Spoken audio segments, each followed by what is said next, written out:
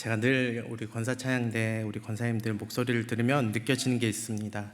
우리 권사님들 맨날 나이 들었다 그러고 맨날 뭐 여기 아프다 저기 아프다 그러시는데 목소리들은 왜 이렇게 다들 젊으신지 모르겠어요.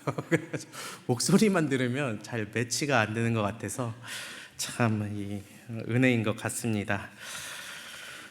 오늘 성경을 보니까요, 그 성경에서 우리가 알고 있는 한 사람, 그 최초의 살인자라는 타이틀이 붙어 있는 가인에 대해서 이야기하고 있습니다. 사실요, 우리 성경이 설화나 아니면 전설이나 아니면 뭔가를 드러내기 위한 그런 글이었다면 사실 지금 굉장히 좋게 써줘야 되는 게 맞거든요.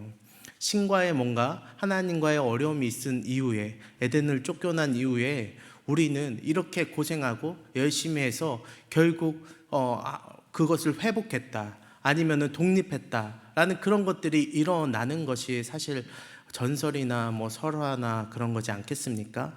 그런데 오늘 성경은 그것을 이야기하지 않습니다. 1절에서 보면 하나님께서 여호와로 말미암아 등남하였다, 가인을 낳고 너무나 좋아하는 모습이 나타나거든요. 이 단순히 내가 아들 낳았다, 아브라함이 아들 낳았다 하는 거랑은 조금 사라가 아들 낳고 좋아하는 거랑은 조금 다른 것 같아요. 왜냐하면 사실 쫓겨나고 에덴에서 쫓겨나고 그들의 명은 거기서 끝인 줄로 알았거든요. 그러나 그게 아니었습니다. 하나님께서 그들이 동침하게 하여 주시고 그리고 자식을 하나님으로 말미암아 등남하게 했다는 건 그들의 그 인간의 그 자손을 봄으로써 그 대가 끊기지 않게 하신 것이죠. 하나님께서 우리를 향하여서 바라는 그 은혜 가운데 희망을 느낀 것이 이들의 마음이었습니다. 그러나 그들이 그 이후에 이 첫째 아들이 태어남으로 이 첫째 아들이 결국 우리 가정을, 하나님과의 그 관계에서 무너진 가정을 일으키고 결국 하나님 앞에서 우리가 화해할 수 있도록 도와줄 거야 라고 만약에 성경이 기록했다면 그것이 좋았겠으나 오늘 이야기는 결코 그런 이야기가 아닙니다. 예배 가운데 실패하고 그리고 형제 간의 살인이 일어나는 장면이 처음 등장하게 되는 것이죠. 성경은요, 이를 통해서 하고 싶은 말이 있는 겁니다. 단순히 죄의 본질이 드러나는 이 행동적인 문제, 동생을 죽인 문제, 살인하는 문제 자체가 지금 정말 오롯이 그것 자체가 죄다라고 이야기하고 싶은 것이 아니라 하나님 앞에서 그 존재의 정체성이 완전히 붕괴되어지니까 그거에 대한 행동 결과로 이 살인까지 오게 되었다라는 것을 알려주고 싶은 마음에 이러한 것들을 모두 기록해 놓은 것이죠. 이 말이 무슨 말이냐면요, 이 죄라는 것은요 참 교묘하잖아요. 그래서 이 죄라는 것이 결코 그냥 우리 귀에다 대고 뭐 영화나 만화나 뭐 드라마에서 보는 것처럼 저 사람 죽여, 저 사람 해코지, 뭐 어떻게 해 한다고 해서 인간이 막 그렇게 행동하고 그렇게 단순한 메커니즘으로 이렇게 이루어지는 게 아닙니다. 죄라는 것은 굉장히 교묘하게 사람의 그 마음 가운데 정체성, 하나님의 그 형상들을 파괴해 가면서 그 인간 자체가 자신이 하나님과는 결코 같이 할 수 없는 그 죄인이고 그 문제아라는 사실을 알려주려고 하는 그 모습을 통해서 오히려 이 살인이나 그 밖의 것들에 대한 그러한 결과들을 일으켜낸다라는 것이죠. 좀 다른 예를 한번 들어보겠습니다. 이 결국 우리는 자꾸 세상 가운데서 들리는 이야기들을 보면요, 우리가 자극을 많이 받는 기사나 뉴스를 보면요, 그 첫 문장 같은 것이 너무나 자극적이잖아요. 제가 청년부에서 이런 예를 들었습니다. 뭐 예지자매가 이렇게 앉아있길래 제가 만약에 예지자매를 한 대 줘 박았다고 생각을 해봅시다, 이렇게 이야기를 했습니다. 근데 근데 그것 자체가 분명히 잘못된 건 맞죠. 요즘 같은 세상에 누가 이렇게 사람을 줘 박습니까? 더군다나 여자친구를 제가 이렇게 줘 박을 일이 뭐가 있겠습니까? 근데 예를 한번 들어봅시다. 제가 만약에 그런 거죠.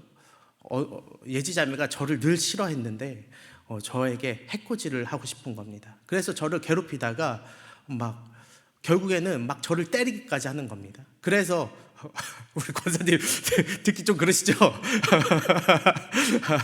그래서 제가 막 막다가 10대 맞다가 한 대 이렇게 에이 저 박은 겁니다. 그러면 이제 다음날 기사가 이렇게 뜨겠죠. 그 서울 길동의 박 목사 여성도 저 박아 뭐 이렇게 뭐 기사가 뭐 뜨지 않겠습니까? 그러면 이제 사람들 그거 한 줄로 이제 난리 나는 겁니다. 야 목사가 야 막 그럴 줄 알았다. 저를 뭐 알고 지냈던 사람들 막 연락 오겠죠. 너 그럴 줄 알았다. 평소에 행동 처신 잘하지. 너 그럴 줄 알았다. 막 이렇게 연락이 오겠죠.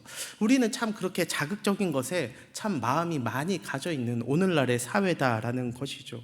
근데 그 안에 아까 이야기한 것처럼 파고 들어보면은 더 많은 이야기들이 존재하고 그걸로 인하여서 결국 참을 수 없었던 저의 모습들이 드러난다라는 것입니다. 또 저의 삶을 빌어서 한번 예를 들어보면 이런 것 같아요. 저는 어렸을 때 저에게 있던 트라우마가 있는데 그게 뭐냐면 저보다 나이 많은 남자들을 무서워하는 겁니다. 지금은 그렇지 않아요. 근데 그때는 중학교, 고등학교 1학년 때까지는 저보다 나이 많은 남자들이 너무 무섭게 느껴졌어요. 간담이 서늘해지고 온몸에 막 피가 마르는 것 같고 저도 모르게 경직이 되는 모습들이 저에게 있었습니다. 그래서 저희 어머니가 가게를 하셨었는데 저희 어머니 가게에 이렇게 가다가 그 입구에 남자들이 서 있잖아요. 뭐 기다리거나 아니면 뭘 한다고 서 있으면은 제가 엄마 가게를 가지 못하고 빙글빙글 돌거나 아니면은 제가 그 자리에 이렇게 서 있고 이런 모습들이 저에게 있었다는 거죠.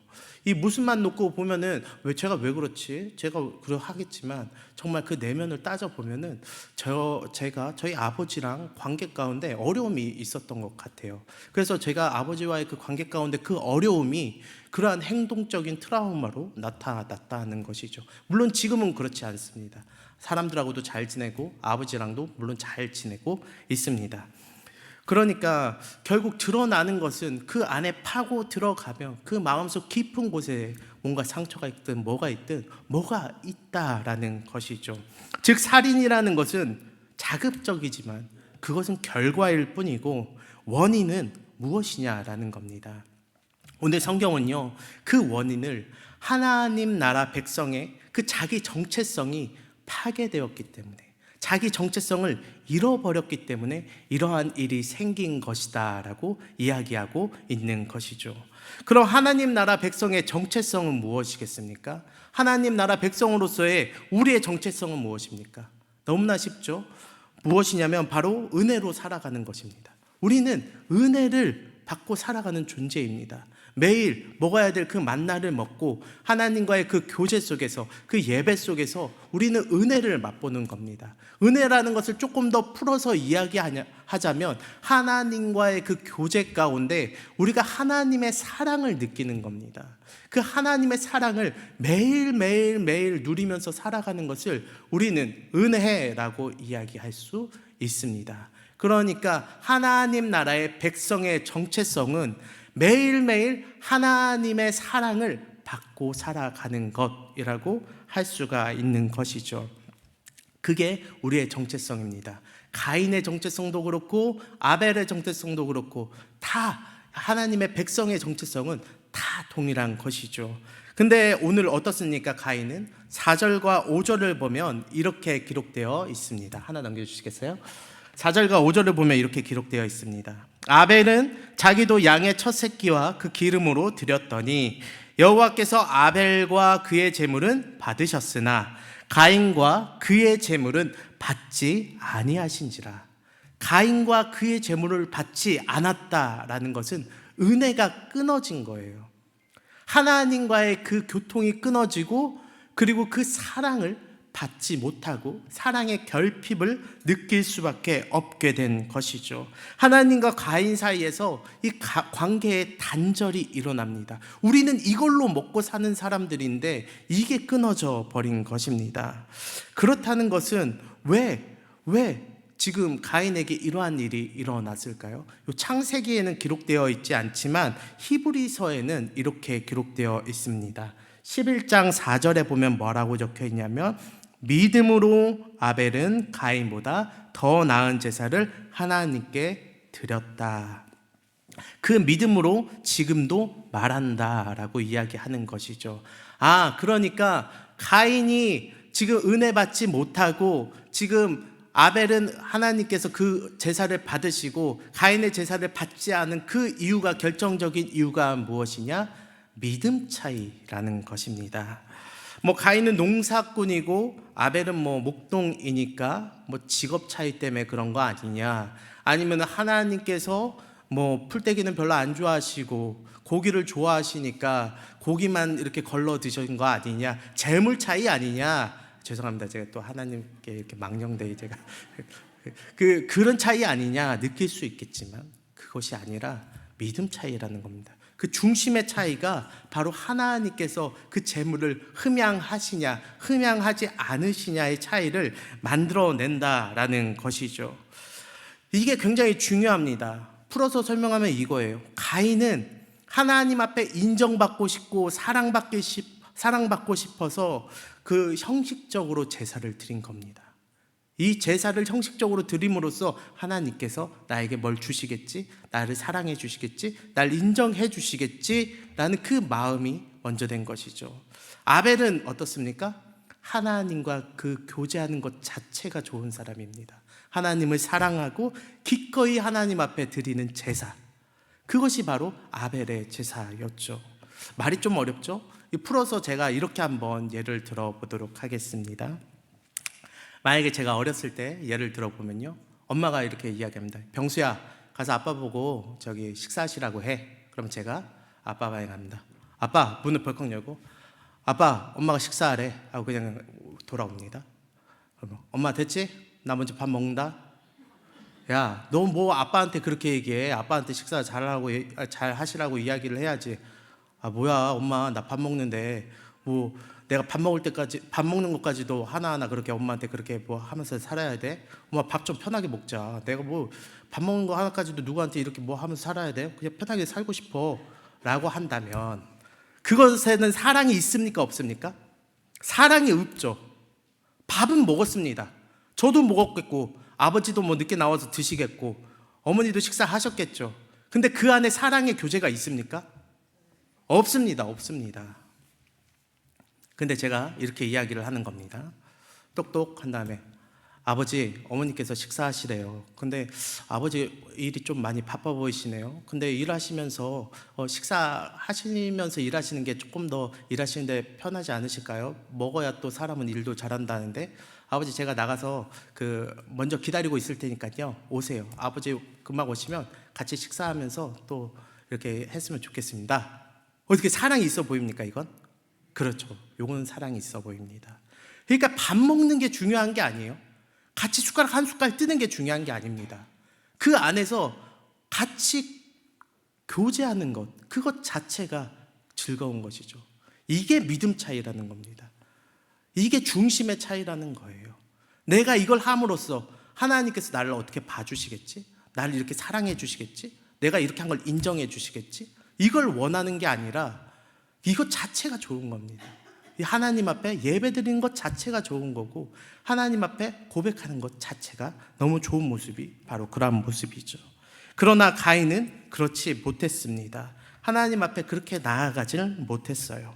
그러니까 하나님 앞에 제사를 드리고 나서도 하나님께서 받지 않으시는 겁니다.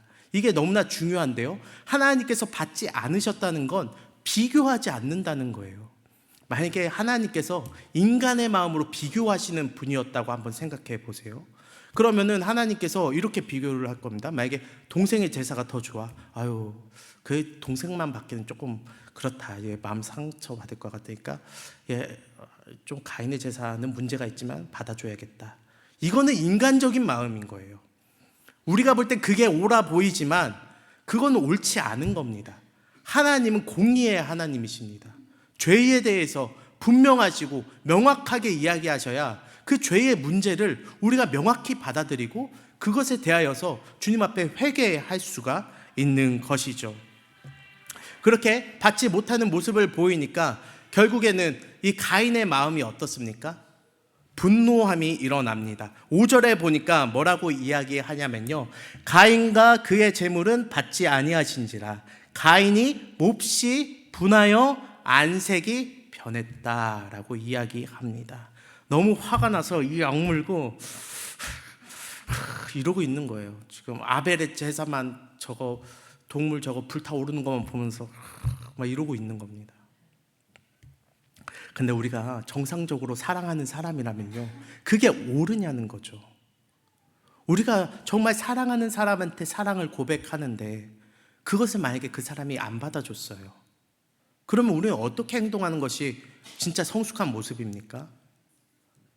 뭐 사랑을 왜 안 받아주는지 묻거나, 아니면은 뭐 사랑하는 데 있어서 뭐 그 안 받아주면 기다리거나, 때로는 뭐 이럴 때도 있는 거지, 뭐 어려움 힘듦이 있나 보다 생각하고 하는 것이 정말 사랑하는 사람에 대한 배려잖아요. 저도 아내에게 그런 것들을 표현하지만 아내가 때로는 육아로 인해서 그걸 잘 못 받아들일 때가 있습니다. 그럼 저 나름대로 뭐 개그를 하거나 저 나름대로 애들이랑 신나게 놀다 보면 또 아내가 풀어진 모습들을 보면서 나름의 사랑을 그렇게 다른 식으로 표현하기도 하고 그렇게 하는 거죠. 근데 지금 가인은 분노하고 화를 내고 있습니다. 사랑하는 사람을 향하여서 분노하고 화를 내고 손까지 들면 이건 뭡니까? 데이트 폭력. 그렇지 않습니까? 이거는 범죄인 것이죠. 범죄라는 것은 이건 결코 통용될 수 없는 정상적인 범주가 아니다라는 것입니다. 근데 가인이 왜 그렇게 하는 겁니까? 왜 그는 슬퍼하지 않았습니까? 왜 하나님 앞에 슬퍼하면서 하나님께서 왜 내 제사를 받지 않았을까? 스스로 돌이켜 보면서 자신의 마음 가운데 연약함을 끄집어내고 하나님 앞에 울고불고 하면서 회개하며 나아가는 게 정상인데 왜 지금 그렇게 하지 않고 분노했을까요? 그의 마음 가운데 그 예배자로서의 정체성이 깨져 있기 때문에 그런 것이죠. 결국 인정하지 못하는 마음이, 이 사랑받지 못하는 이 마음이 동생과의 비교하는 마음으로 바뀐 겁니다. 하나님은 비교하지 않습니다. 근데 본인은 동생과 비교하는 마음으로 바뀌는 거예요. 하나님께 그 분노와 그 화를 다 표출할 수 없으니까 그것이 동생에게로 향합니다. 쟤는 왜, 하나님께서 제 예배는 왜 받으시는 거야? 잘 하나님께 드린 것에 대하여서 오히려 물어보거나 그러지 못할 망정 화를 바라고 있는 모습이죠. 죄인은 하나님과의 관계보다 타인과의 비교에 더욱 집착합니다. 그러한 모습을 지금 보여주고 있는 것이죠. 하나님과의 사실 믿음의 문제고 하나님과의 해결해야 될 문제고 스스로가 돌이켜보고 회개하고 나아가야 될 이 예배에 대한 문제가 지금 형제의 다툼의 문제로 바뀌고 지금 경쟁의 문제로 바뀌어가고 있는 모습입니다. 하나님은 지금 그걸 경고하고 계신 것입니다. 7절에 보니까 이렇게 기록되어 있습니다. 7절 한번 보실까요? 7절 보시면 죄가 문에 엎드려 있느니라 라고 이야기합니다. 하나님께서 이러한 이야기를 가인에게 하세요. 죄가 문에 엎드려 있다. 이게 무슨 뜻일까요? 죄가 문에 엎드려 있다. 우리가 그냥 말만 한글만 이렇게 보면요, 죄가 가까이 왔나 보다, 죄가 문 앞에 왔나 보다 라고 우리가 생각하잖아요. 근데 이제 원어적으로 살펴보면요, 이게 어디에 사용되는 단어냐면요, 맹수에게 사용되는 단어입니다. 이 맹수가 그 호랑이나 사자가 지금 자신의 먹잇감을 앞두고 웅크리고 있는 자세, 지금 웅크려서 저것을 언제 뜯어먹을까 기회를 보고 있는 자세, 그것을 바로 엎드린다라고 이야기하거든요. 그러니까 죄가 우리를 그렇게 노리고 엎드려서 우리를 노려보고 있는 겁니다. 호시탐탐 기회를 노리고 있는 모습이 바로 여기에 있는 것이죠. 하나님께서 이걸 지적하고 있는 겁니다. 이걸 지적해서 너 문제 있어, 너 잘못이야, 정죄하려고 하나님께서 지적하시는 게 아니에요. 거기 위험하다는 겁니다. 죄가 지금 너를 물어 뜯으려고 해. 너 지금 죄에 삼켜지려고 한다니까? 안전한 곳으로 와. 내 품으로 와. 너가 돌이키면 돼. 라고 지금 이야기해주고 계신 것이죠. 그러나 가인은 결국 하나님의 그 음성을 듣지 못합니다. 8절에서 결국 이런 일들이 일어납니다. 가인이 그의 아우 아벨에게 말하고 그들이 들에 있을 때에 가인이 그의 아우 아벨을 쳐 죽이니라. 참 무서운 말인 것 같습니다. 우리가 범죄의 현장을 보고서 그 범죄를 재구성하거나 그 범죄가 어떻게 일어났는지, 또한 어떠한 동기로 범죄를 저질렀는지 이걸 되돌이켜 보는 영어 단어가 있는데 뭡니까? 프로파일링이라고 하거든요. 이 프로파일링이라고 하는데, 그렇게 범죄를 재구성해 보면서 그 사람의 마음을 알아보는 것이죠. 우리도 이 8절을 보면서요, 한번 그렇게 재구성해 보면요, 참 이 가인이 얼마나 이 죄를 짓는 데 있어서 교묘한 모습을 보이는지 알 수가 있습니다. 가인이 그의 아우 아벨에게 말했다라고 이야기합니다. 말했다는 것은 단순히 그냥 말을 던진 게 아니라 그를 꿰어낸 것이죠. 그리고 나서 그를 어디로 데려갑니까? 들에 데려갑니다. 그들이 들에 있을 때에, 그러니까 말로 깨어내서 그를 들로 불러낸 것이죠. 이 들이라는 단어는 히브리어 단어로 사대라고 이야기하는데, 이거를 다른 말로 해석하면 농경지, 경작지라고 합니다. 그러니까 이 가인에게 익숙한 장소이지 않습니까? 가인은 농사꾼이지 않습니까? 자신에게 가장 익숙한 장소로 그를 불러내고 있는 겁니다. 그리고 이 사대라는 단어는 항상 그 가정과 그 안락함에서 벗어난 지역을 의미하는데, 사람들 눈에 띄지 않고 자신에게 가장 익숙한 곳으로 지금 자신의 동생을 불러내고 있는 겁니다. 그러니까 동생에게는 전혀 익숙하지 않고 동생에게는 되게 어려운 곳으로, 그러니까 그 뭐라고 하죠? 그 되게 불편한 곳으로 그를 불러내어서 지금 살인을 저지르고 있는 장면이 바로 8절의 말씀인 것이죠. 근데 정말 놀랍게도 이 성경이 성경을 중보해 주는데, 정말 놀라운 점은 이 살인 자체보다 그 이전에 그의 마음에 대해서 더욱더 집중하고 있습니다. 요한일서 3장 15절에 보면요, 이렇게 이야기합니다. 그 형제를 미워하는 자마다 살인하는 자라고 이야기하는 것이죠. 그러니까 이미 그 살인이 일어나기 이전부터 가인이 이 아벨을 미워하기 시작하면서 그를 끊임없이 잡아 죽이려는 그 마음과 그 계획과 수십 번, 수백 번을 자신의 머리로 상상하며 자신의 동생을 죽이는 그 모습들, 그것들을 행했던 그것 자체가 하나님께서는 이미 그것이 살인이라고 분명하게 못 받고 있는 것이죠.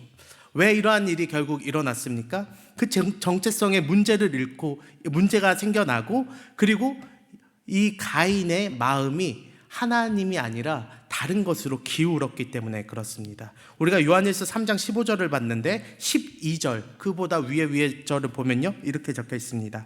가인같이 하지 말라. 그는 악한 자에게 속하였다라고 이야기하는 것이죠. 가인같이 하지 마라. 그는 악한 자에게 속하였다. 처음에 우리가 볼 때는 하나님으로 말미암아 등남하고 하나님 앞에 예배하려는 모습이 나타났지 않습니까? 근데 지나고 보니까 이미 그 마음이, 정체성이 완전히 무너져서 하나님을 등지고 지금 죄에 먹혀서 지금 죄인으로서 악한 자에게 속하여서 그 생각하고 행동하는 모습을 우리는 볼 수가 있는 것이죠. 우리는 이 구절들을 통하여서 무엇을 깨달을 수 있냐면, 결국 누구에게 속하였는가가 우리의 삶의 방향과 행동을 정하게 되는구나 라는 것을 알 수 있다라는 것입니다. 내 정체성이요 무너지고 하나님으로부터 멀어지면요, 우리는 죄에 대한 그런 모습으로 우리의 것을 숨기려고 합니다. 지금 가인도 하나님께서 찾으실 때에, 동생을 찾으실 때에 뭐라고 하냐면, 내가 내 아우를 지키는 자니까 라고 이야기하면서 자신은 모르는 척 숨기는 모습이 나타나고 있습니다. 이 같은 모습은 이 가인의 아버지에게서도 분명히 나타났던 모습입니다. 하나님께서 아담과 하와를 찾으실 때에, 그들의 죄를 물으실 때에 뭐라고 합니까? 하나님께서 만들어주신 저 여인이 저에게 먹으라 했습니다. 하나님께서 만드신 저 뱀이 저를 이렇게 꿰었습니다 라고 이야기하면서 하나님 앞에 숨으려 하고 자신의 부끄러움을 감추려 했던 모습이지 않습니까? 그 모습 그대로 지금 가인이 행동하고 있는 것입니다. 하나님은 그럼에도 불구하고 끊임없이 그것을 가인에게 묻습니다. 가인에게 묻는다는 건 아까도 말씀드렸지만 죄에 대한 책임을 묻는 게 아닙니다. 지금 분명하게 이야기하는 거예요. 지금이라도 회개하라고 이야기하는 겁니다.